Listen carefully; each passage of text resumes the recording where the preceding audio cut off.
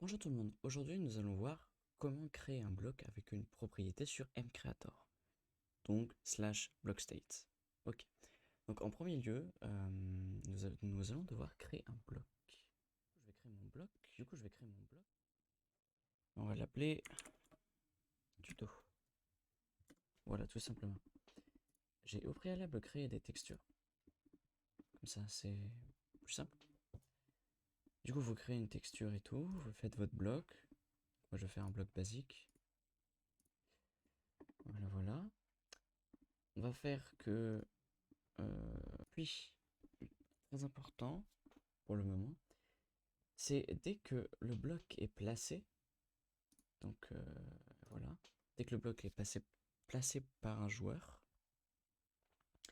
nous allons devoir en fait tout simplement lui dire au bloc de définir, mettre la propriété à ce que vous voulez. Donc nous on va prendre waterlogged par exemple. Nous on va prendre du coup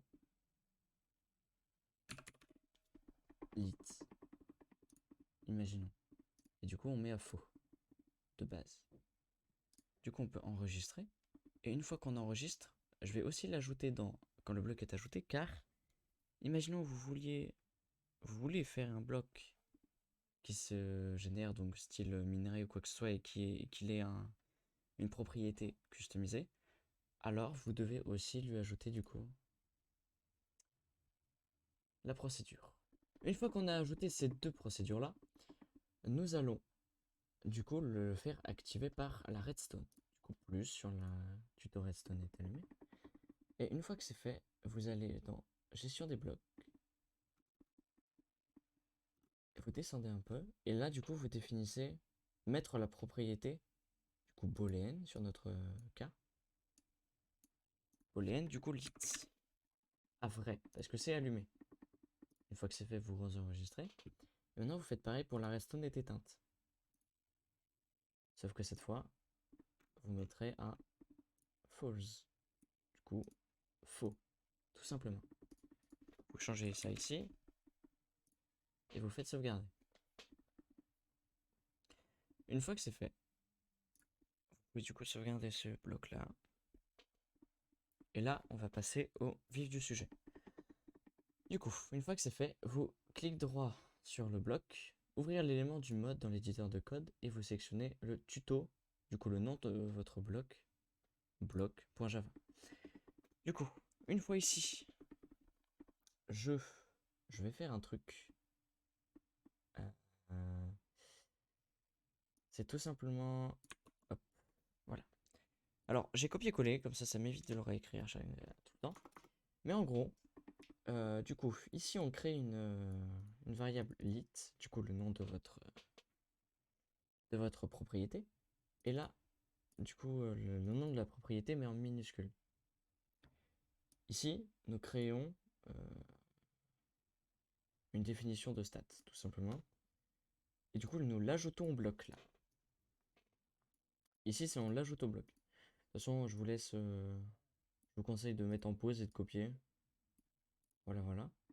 Une fois que c'est fait, vous faites CTRL S et je vous conseille de verrouiller le code car quand par exemple vous allez créer, par exemple, je veux dire modifier une procédure qui est déjà existante dans le bloc, et ben vous allez devoir tout le temps la réécrire parce qu'en fait, il reset le fichier.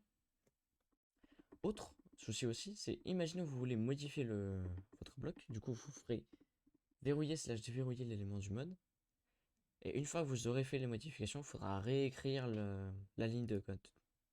C'est pour ça que voilà, souvent on le fait une fois. Et là, une fois que c'est fait, tout simplement, nous allons à l'état, ici. Du coup, bah, j'avais déjà asset, tuto, block state, tuto. Ici, nous allons du coup devoir réécrire une nouvelle ligne. Hop.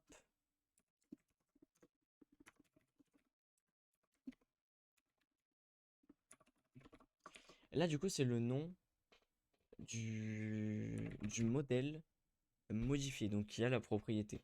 Donc là, on va mettre on. Parce que voilà, c'est le nom que j'ai mis. Du coup, ici, c'est la propriété. Et c'est la valeur à laquelle on veut qu'elle soit. Donc, int est égal à true. Voilà. Donc false, donc la valeur de base, et true.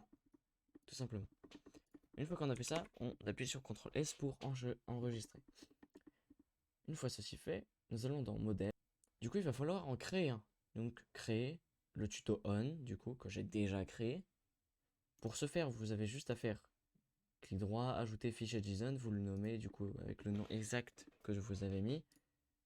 Et une fois à l'intérieur, vous pouvez copier ce contenu et le coller à l'intérieur et juste rajouter le nom de la texture du coup pour allumer le nom de la texture modifiée tout simplement.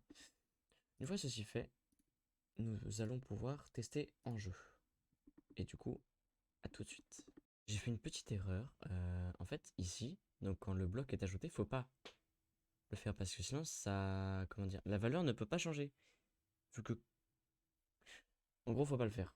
Une fois en jeu, comme vous pouvez le voir, quand je pose le bloc, j'appuie sur F3. En haut à droite, vous voyez bien qu'il y a du coup la propriété qu'on a mise. Du coup, lit. Du coup, qui est égal à false, car quand on pose le bloc, ça le met à false. Car si on n'avait pas mis la procédure quand le bloc est posé par nous, en fait, il aurait été à true de base. Voilà, voilà. Du coup, maintenant, moment de vérité. Prenons le levier et mettons la redstone. Et là, comme vous pouvez le voir, en haut à droite, c'est bien true. Et la texture a changé.